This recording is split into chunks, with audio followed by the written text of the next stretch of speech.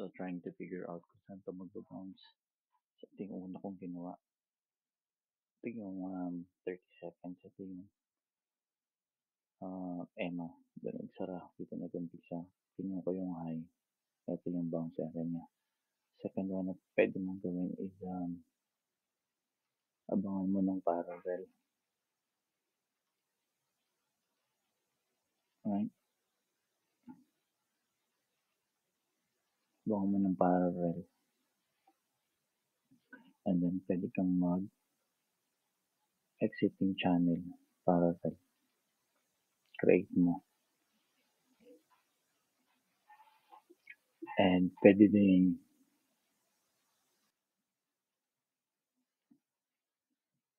outside channel.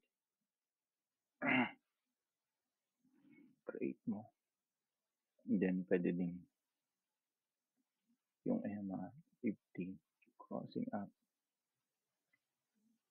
sa 200. Create mo. Yun ang hinihintay mo. Bago ka mag-entry dito or tanggalin mo yung nudge mode mo. Okay? Ayun yung mga na-create na natin. Dahil pababa ito, so measure mo yung pataas. Measure dito yung pataas. So, unang-una pa lang. Yan. So, pwede mo ding guide yan.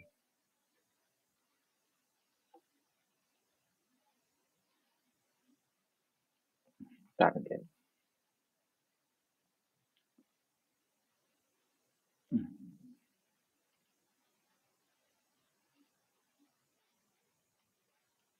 Yan. Pwede mo din target yan. Guide lang yan. Right? Pero pinakamalagay din yung EMA. Mahalaga to kasi kita ka dyan pagbabae. Kung taas ka, kinikita mo lang yung pagbaba. Doble yung kita mo ng pagtaas. So, hintayin lang natin yan. Bago tayo mag-execute. Yun lang.